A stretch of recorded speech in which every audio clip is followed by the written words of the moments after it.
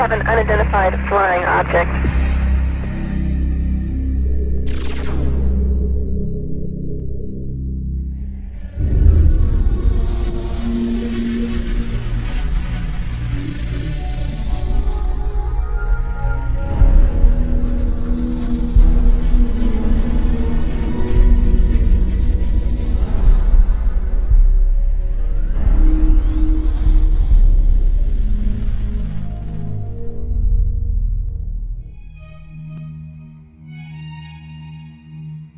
Good evening, my fellow Americans. The sighting over Washington yesterday has alarmed many of you. However, please, do not... We close? Yeah, we're close. 2001 was a real space odyssey for me. Instead of flying on a spaceship to the moon, Jupiter, or beyond the solar system, I met Dan Aykroyd for the first time to talk about UFOs. That's when I knew I had to sit him down in front of a camera and just let him talk about the truth. Because if I didn't, no one would believe we had this amazing conversation. And one time I had this long conversation with Dan Aykroyd about UFOs, and I thought it was like Einstein was hiding inside of a comic genius, just so that if he told us the real truth, you wouldn't have to believe it. If Einstein had told us UFOs were real, would we have believed him? He never spoke about it. But Dan Aykroyd speaks about UFOs as if he were a full professor on the subject. So Dan, how did you get started in UFOs? What sparked your interest? What was the first thing that you can remember that happened to you that made you, ponder the question? Well, I was born in July 1952, and I guess about maybe when I was 8 years old, I found a magazine, a Life magazine, with a picture of the UFOs from that sighting on the cover, with a big inquiry. What are these UFOs?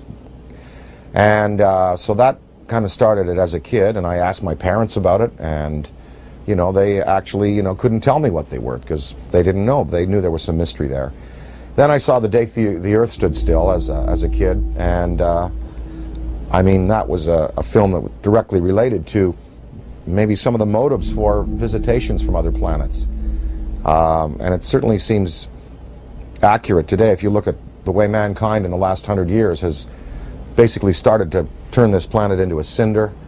3-4 holes in the ozone layer because of industrial production around the world, nuclear testing, wars.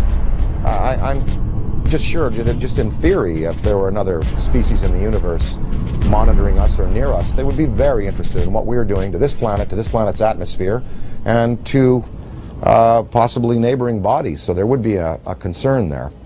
And I think that in terms of the extraterrestrial machines that are coming and going, that may be a part of their motivation. We've just had a rash of sightings all over the planet, and we've got Iran and Turkey and Mexico. It seems like we're being invaded by UFOs. Let's talk first just about what's actually happening out there. Well, recently, the most dynamic sighting that we've seen, because it's corroborated by an actual government, is the sighting that took place over Mexico recently, where a drug surveillance twin-engine turboprop plane was at altitude taking pictures of possible smuggling routes, and they photographed with their infrared cameras 11 unidentified objects. Some of them were in pairs and in threes, and of course, these were objects that couldn't be seen by the naked eye, but were visible on the infrared cameras. Well, the United States Air Force, after the news appeared in America, and it was covered on CNN and Fox. The footage was shown on Fox, it was shown on CNN, and in the Valley Daily News on the front page had a big headline, UFOs with a question mark, and it had pictures from that sighting. And of course the United States Air Force had to respond, and they said it was swamp gas.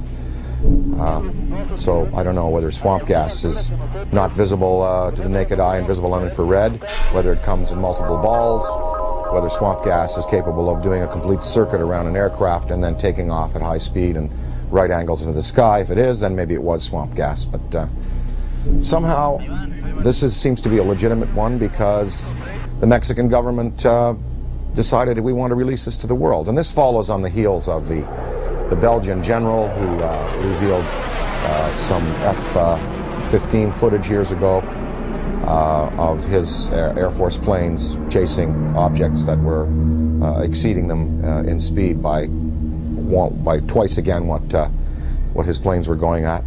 The French government, over the last couple of years, has released a comprehensive study on the UFOs. The Soviets have been, since the 1950s, engaged in numerous studies about landings, abductions, and the sightings. So we do have legitimate government inquiry going on. And in fact, as anyone in the field knows, the United States government for years has been covering this issue because they were compelled to cover it. Because of Ken Arnold's sighting, because of the sighting over Washington in July '52, just after I was born, the famous shot of the V-shaped lights over the Capitol and over the Coast Guard station. So the government initiated originally, I believe it was, there were Project Sign, Project Grudge, the Condon Report, Project Blue Book, and then they engaged J. Allen Hynek. So the French, Belgian, Mexican, Iranian, and Turkish governments are not the only ones who address this issue. Our good old USA government has, in fact, seen the necessity to put people's fears or concerns at rest. And as anybody in the field knows, these studies went on, and these studies revealed that, most of the sightings could be explained through conventional means, as either hoaxes or weather climatic things, but many of the sightings were unexplained, and so therein is where lies the mystery in all of this.